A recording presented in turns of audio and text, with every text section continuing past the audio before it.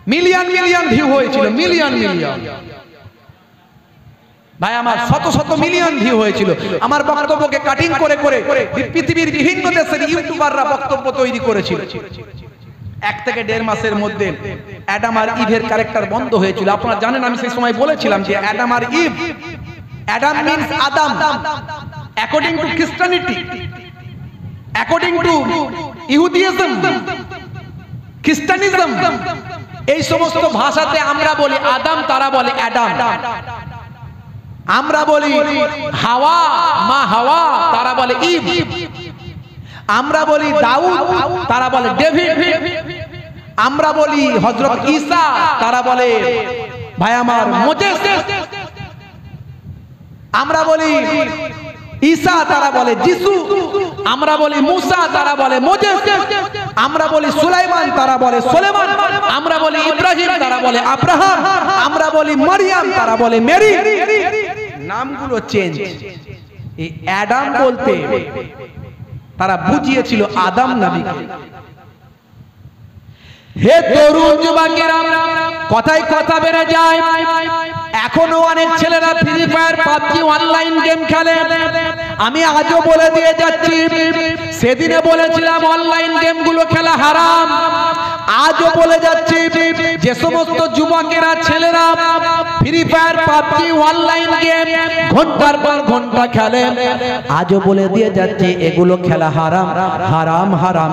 শুধু তাই নয়, যারা খেলে ভাই আমার, তারা সব শয়তানের এক একটা ভাই। আপনি দুঃখ নেবেন না, আমার ঘরের ছেলেদের হুজুর আপনি শয়তানের ভাই বলে দিয়ে যাচ্ছেন। ছোট হুজুরের নাতি, পিননগর হুজুরের পোতা, আপনারা যা ইচ্ছা তাই বলে দিয়ে চলে যাবেন। না না, এই তথ্যে আমি বিশ্বাস করি না। আমার নানাকে, আমার দাদুকে, আমি কি এটা বড় কথা, নানা দাদুরা তারা অনেক কষ্ট করে সেই দরজায় পৌঁছেছিলেন। আমি সেই কথার উদাহরণ দিয়ে মানুষকে আমি আয়ত্ত করতে চাই না। আমি এটুকুই বলতে চাই, আপনি এটা ভাববেন না। কারণ আল্লাহর কোরআন বলছেন, আল্লাহর কোরআন বলছে, হে দুনিয়ার মানুষ শুনে রেখে দাও, আমি বলছি না, আল্লাহর কোরআন বলছে শয়তানের ভাই। আমি সেটাই আপনাদের মাঝখানে বলছি। আল্লাহর কোরআন জানিয়ে দেয়, ইন্নাল মুবাজ্জিরিনা কানু ইখওয়ানাশ শায়াতিন। অপচয় খরচাকারী তারা হলো সব শয়তানের এক একটা ভাই। Free fire, online PUBG game, online game যারা ঘন্টার পর ঘন্টা খেলে, ভাই আমার ইন্টারনেট খরচা হয়, ব্রেন খরচা হয়, সময় খরচা হয়, সব অপচয় খরচা হচ্ছে বাবা। এরই কারণে আল্লাহর কোরআন অনুযায়ী তারা সব এক একটা শয়তানের ভাইতে পরিণত হচ্ছে। এখানে কেউ খেলে না, সব ভালো ছেলে, কথা ঠিক না? এখানে অনলাইন গেম ফ্রি ফায়ার চালায় না। বাপগুলো মাঝে মাঝে এসে কেঁদে কেঁদে বলে, হুজুর আপনি একটুখানি ফ্রি ফায়ার নিয়ে বলবেন হুজুর। কেন, কি হলো? পুরো লোক বলছে। আর বলবেন না, আমার ছেলে, বড় ছেলে, ছেলে পুলের বাপ, সে এখন এত নেশা, খালি ঘন্টার পর ঘন্টা শুধু গুলি করেই যাচ্ছে, গুলি আর শেষ হচ্ছে না, ওর গুলি আর শেষ হচ্ছে না। সংসার ধর্ম দেখে না হুজুর। আমার ছোট ছেলেটা ওই সংসার চালায়, আমি অকর্মণ্য মানুষ, বয়স্ক মানুষ, এত বড় একটা জোয়ান ছেলে ঘন্টার পর ঘন্টা, দিনের পর দিন শুধু গেম খেলে খেলে কাটিয়ে দিচ্ছে। হুজুর একটুখানি বলবেন হুজুর। মুসলমান আমাদের ব্রেনগুলোকে, আমাদের ভাই আমার ভাবনাগুলোকে, আমাদের শরীরগুলোকে অকেজ করে দিচ্ছে এই সমস্ত কোম্পানির লোকগুলো। আর অ্যাড করছে সেখানে শাহরুখ খান। শাহরুখ খান বলছে এই গেমটা লোড করো, বিরাট লাভ। সলেমান খান বলছে এই গেমটা লোড করো, বিরাট লাভ। সচিন টেন্ডুলকারের মতো মানুষ, সেও বলছে অ্যাবেটো নাকি কি সব বলে, যে অ্যাবেটো, তারপরে আরো কি সব রামি ফামি কি সব নাম টাম জানি না বাবু, এই লোড করো, বিরাট লাভ। তারপরে এই যে কার বিয়ে হলো, আদানি না আম্বানির ছেলে বিয়ে হলো, বলছে আমার বিয়ের অফার দিচ্ছি। সেও মোটা সোটা শরীর নিয়ে সেও অ্যাড করছে, বলছে আমার বিয়ের অফার দিচ্ছি। বুঝতে পারছেন? হ্যাঁ, বলছে এই খেললে এত কোটি টাকা লাভ। তা আমাদের ঘরে সাদা শীতের ছেলে বোঝে না, বলে চালিয়ে দিয়ে একবার যা হয় হবে। একবার যদি কেউ পেয়ে গেল, সেই লোভ লেগে গেল। বুঝতে পারছেন? কত ছেলে যে ফকির হয়ে গেল সেসব চিন্তা নাই, সকাল হলে লটারির টিকিট কাটতে যায়। কিছুদিন আগে ভাইরাল হয়েছিল একটা বুড়ো মানুষ, দাঁত ফুলা লোক, ইন্টারনেটে ভাইরাল হয়েছিল, দাঁতটা বেরিয়ে আছে, বয়স্ক করে লোক, হ্যাঁ মুরব্বি, বলছে আল্লাহ গো আমরা জানি যে লটারি কাটা হারাম, কিন্তু কি করব বলো, একবার যদি তুমি লাগিয়ে দাও দেখবে কেমন আল্লাহওয়ালা হয়ে যাচ্ছে, শুধু একবার 5 লাখ লাগিয়ে দাও দেখছি দাও, বলেছিল না বলেন? তাহলে মানুষের মস্তিষ্ক এখন এই জায়গায় দাঁড়িয়ে আছে। এরা ওয়াজও শোনে, মিলাদুন নবীতে যায়, ঈদের দিনে ফাঁস কাতারে দাঁড়ায়, ইমাম সাহেব দেখলে মুসাফা করে নেয়, হুজুর দেখলে সালাম দেয়, মায়ের কথায় উঠে বসে, মায়ের পায়ের তলায় জান্নাত, সবই মানে অসুবিধা নাই, পিতাকে সম্মান করে তাতেও অসুবিধা নাই, কিন্তু সকাল হলে লটারির টিকিট কেটে ভাগ্য পরীক্ষা করতে যায়, আছে না নাই? আল্লাহ বলছেন আল কদরে খাইরিহি ওয়া শাররিহি মিনাল্লাহি তাআলা, ভাগ্যে ভালো মন্দ যা কিছু হয় সব আল্লাহর কাছ থেকে হয়। কার কাছ থেকে হয়? জেরবান কার কাছ থেকে? আল্লাহর কাছ থেকে হয়। তাহলে ভাগ্য পরীক্ষা করা হারাম। ভাগ্য পরীক্ষা করা কি হারাম? আপনি জেনে শুনে হারাম কাজ করছেন, মুসলমানের ছেলে। হাই রে হাই, রাগ করবেন না বাপ, একটু বোঝার চেষ্টা করা যাক। মুসলমানের ছেলে শাহরুখ খানের ভক্ত, সলমান খানের ভক্ত।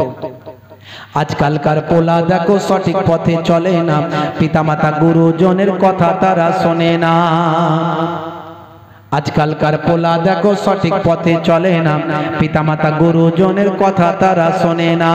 চুলগুলো ছোট ছোট, প্যান্ট শার্ট কাটো সাটো, সুজোড়া পায়ে দিয়ে, পেছনে ব্যাগ নিয়ে, লাল লাল জুতো পায়ে, চোখে কালো চশমা, 2 চোখ মেলে খোঁজে বেদের মেয়ে জোসনা, গায়ে হাতে ট্যাটু আঁকা, হেঁটে চলে আঁকা বাঁকা, আছে না নাই?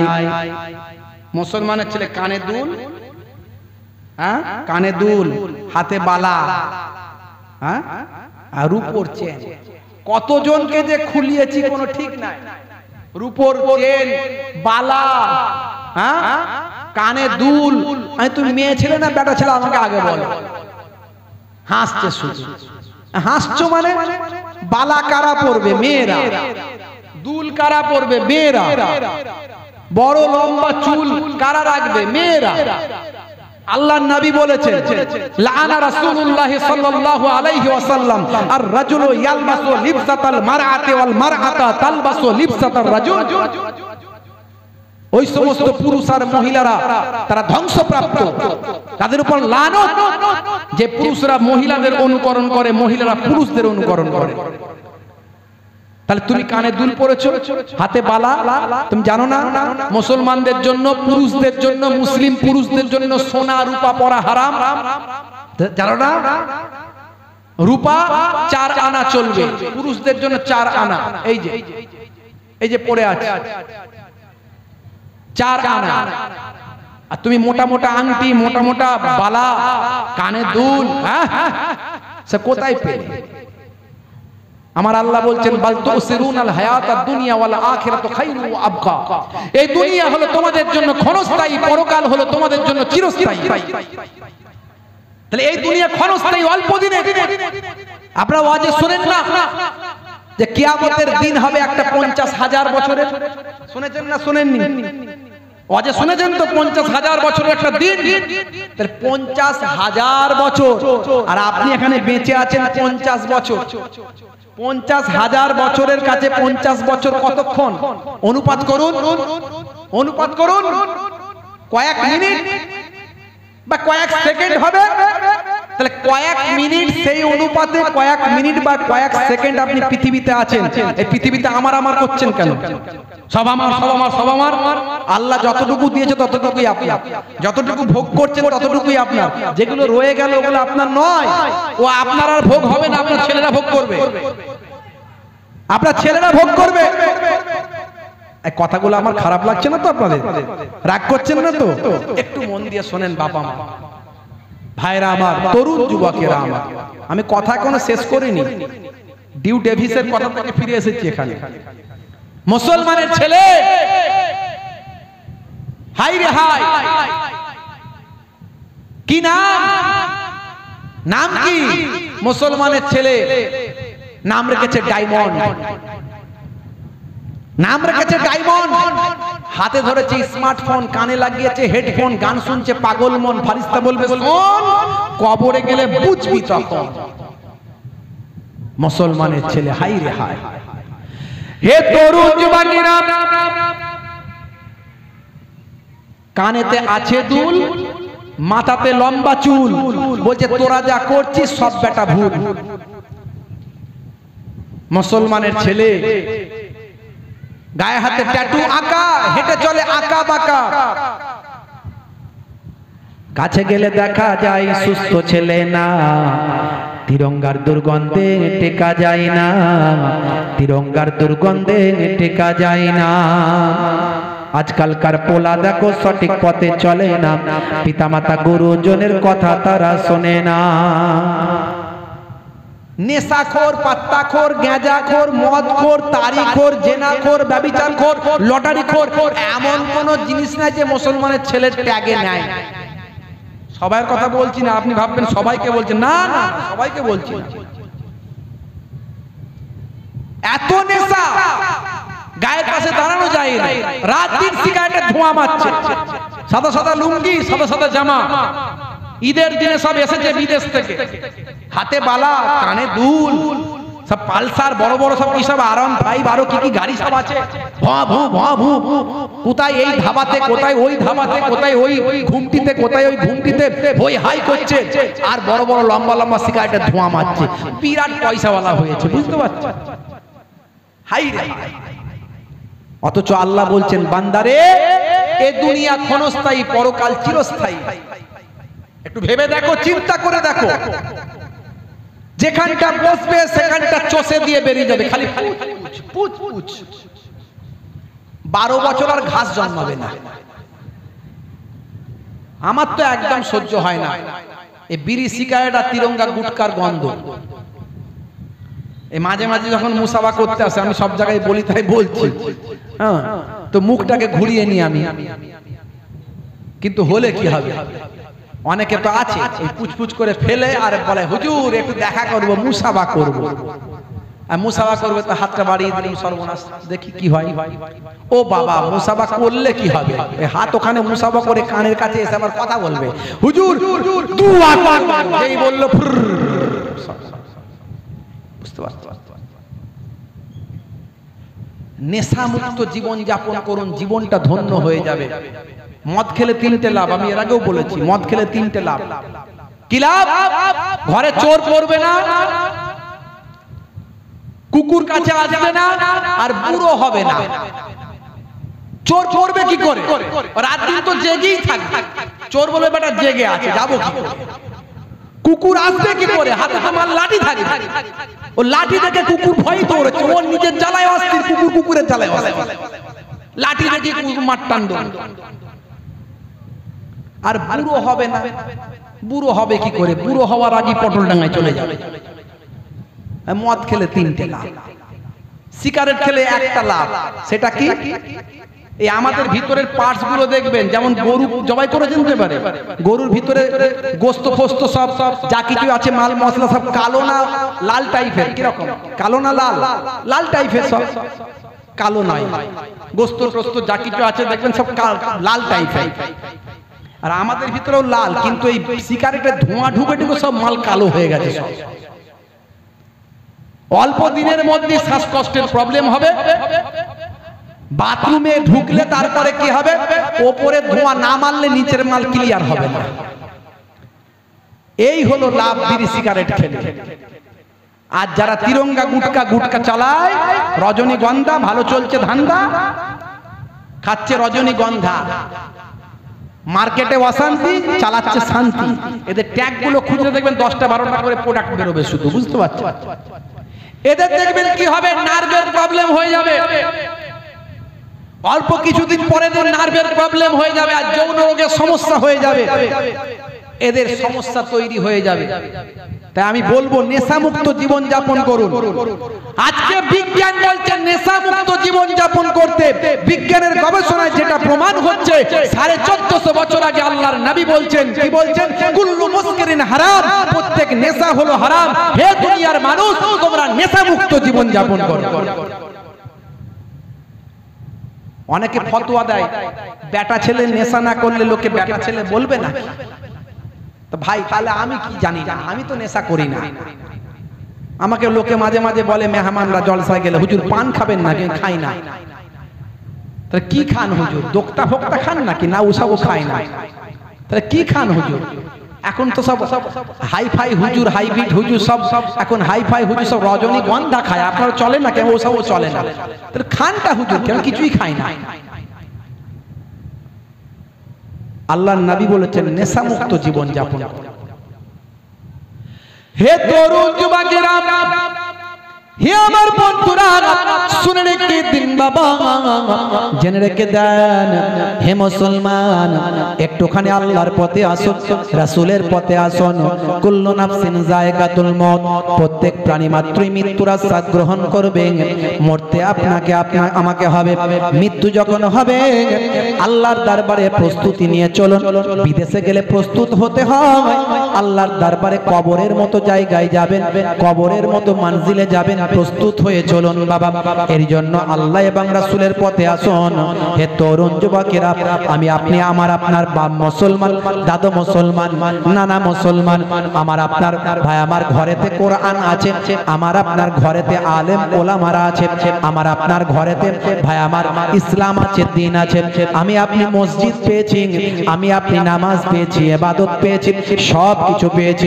মিস্টার ডিউ ডেভিসের মতো মানুষ, তিনি কোনো আল্লাহ তখনও পান না, কখনো নবী পান না। তার বাপ 14 পুরুষ মুসলমান ছিল না, ইমানদার ছিল না, কোনো মসজিদ তিনি পাননি, মাদ্রাসা পাননি, কোরআন পাননি, হাদিস পাননি।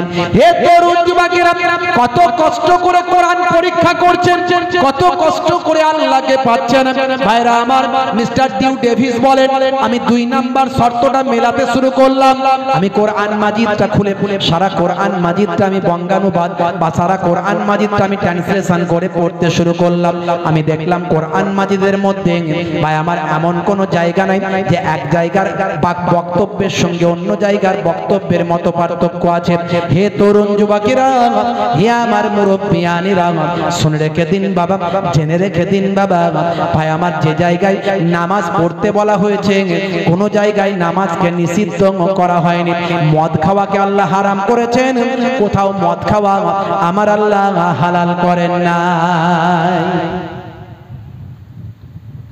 বন্ধুরা আমার, কোরআন মাজিদ, সারা কোরআন মাজিদটা আমি পড়ে দেখলাম, এমন কোন জায়গা পেলাম না যেখানে আমার আল্লাহ ভাই আমার কোন একটা বিষয়ের উপরে কোথাও হারাম বলেছেন, কোথাও হালাল বলেছেন, এই রকম কোথাও আল্লাহ বললেন না। আমি অবাক হয়ে গেলাম, সারা কোরআন মাজিদ পড়ে নিলাম। বন্ধুরা আমার, তরুণ যুবকেরা আমার, হে আমার মুরব্বিয়ানেরা, শুধু তাই নয়, আমি পড়তে পড়তে সূরা নিসা, কোরআন মাজিদ, সূরার নাম হলো সূরা নিসা, আয়াত নাম্বার হলো ৮২। এই আয়াতে আমার আল্লাহ বলছেন, হে দুনিয়ার মানুষ, শুনে রেখে দাও, জেনে রেখে দাও, তোমরা কি মনে করো এই কোরআন মাজিদ আমি আল্লাহ ব্যতীত অন্য কারো কাছ থেকে যদি অবতীর্ণ হতো, ভাই আমার, আমি আল্লাহ ব্যতীত বেগাইরিল্লাহ, আল্লাহ ছাড়া অন্য কাছ থেকে যদি কোরআন মাজিদ আসতো, তাহলে সেখানে অনেক বৈপরীত্য, বিরুদ্ধতা থাকতো।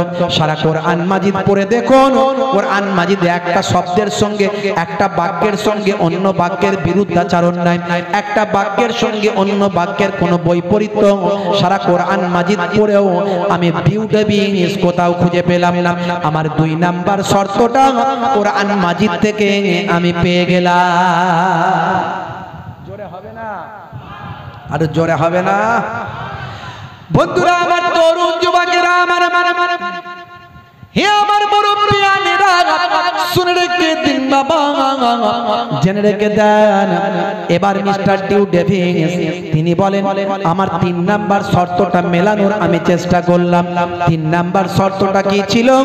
3 নাম্বার শর্ত ছিল, যদি সত্যি এটা আল্লাহর পক্ষ থেকে হয়, যদি এটা সত্যি মহান স্রষ্টার পক্ষ থেকে হয়, তাহলে এমন কিছু বক্তব্য থাকবে, এমন কিছু ওয়াজ থাকবে, এমন কিছু বক্তব্য থাকবে যে বক্তব্যটা তৎকালীন যুগে পৃথিবীর মানুষ সেটা জানে না, এমন বক্তব্য থাকবে। কারণ মহান স্রষ্টার পক্ষ থেকে যদি কোরআন মাজিদটা এসে থাকে, আমি সারা কোরআন মাজিদ পড়ে দেখলাম, এমন অনেক তথ্য পেলাম যে তথ্যের কথা আমি অবাক হয়ে যাই। আজকে একবিংশ শতাব্দীতে যেগুলো গবেষণা হয়েছে, সেগুলো 1450 বছর আগে আল্লাহর কোরআনে লিপিবদ্ধ। মিস্টার ডিউ ডেভিসের 3টে শর্ত মিলে গেল। তারপরে তিনি ঈমান কবুল করে সব অন্যায় কাজ, সিনেমা জগৎ থেকে শুরু করে সবকিছু ছেড়ে দিয়ে রাসূলের খেদমতে, ভাই আমার ইসলামের খেদমতে এবং সিরাতুল মুস্তাকিম পথের প্রতীক হয়ে গেলেন। জোরে বলুন সুবহানাল্লাহ। আমি আপনাদের কাছে প্রমাণ করলাম, আপনারা কতটা মন দিয়ে শুনেছেন আমি জানি না, কতটা বুঝতে পেরেছেন সেটাও জানি না, কিন্তু প্রমাণ করলাম যে কোরআন সত্য। প্রমাণ হলো কি হলো না? কোরআন সত্য। কোরআন সত্য মানে আল্লাহ আছেন, এটাই প্রমাণিত হয়ে গেল। কারণ আল্লাহর পক্ষ থেকে কোরআন এসেছে আর কোরআন আল্লাহকে সাক্ষী দেয়। সেহি আল্লাহ ইজ ওয়ান, কুল হুয়াল্লাহু আহাদ, আল্লাহুস সামাদ, লাম ইয়ালিদ ওয়া লাম ইউলাদ ওয়া লাম ইয়াকুল লাহু কুফুয়ান আহাদ। সেহি Allah is one, Allah is one whom all depend, he begets not, not is he begotten, and none is like him। বলুন সে আল্লাহ হলেন এক, আল্লাহ অভাব শূন্য, তিনি কাহাকেও জন্ম দেননি, কেহ তাহাকে জন্ম দেয়নি, সে আল্লাহর সমতুল্য আর কেউ নাই। জোরে হবে না ভাইরা আমার, তরুণ যুবকেরা আমার, তাহলে আল্লাহ আছেন এটা প্রমাণ হয়ে গেল। হে তরুণ যুবকেরা, এরপরে আপনারা একটা কাজ করবেন, তাহলে আল্লাহ যখন আছেন আল্লাহর সমস্ত নির্দেশনাকে মানবেন। আল্লাহর নির্দেশনার মধ্যে সবচেয়ে বড় নির্দেশনা হলো নামাজ। 82 বার আল্লাহ নামাজের কথা বলেছেন। হে তরুণ যুবকেরা, নামাজ ছেড়ে দেবেন না। নামাজের সময় হলে মসজিদে যাবেন, আযানটা যখন হবে নামাজে দাঁড়িয়ে যাবেন। আমার আল্লাহ কোরআন মাজিদে জানিয়ে দেন, ওয়াকিমুস সালাত ওয়া আতুজ যাকাত ওয়া আরকাউ মা'আর রাকিন। তোমরা নামাজটা আদায় করো, সালাতটা আদায় করো, যাকাতটা প্রদান করো, আর রুকুকারীদের সঙ্গে রুকুটা তোমরা করো। অর্থাৎ আজান যখন হবে জামাতে গিয়ে মসজিদে নামাজ আদা করো।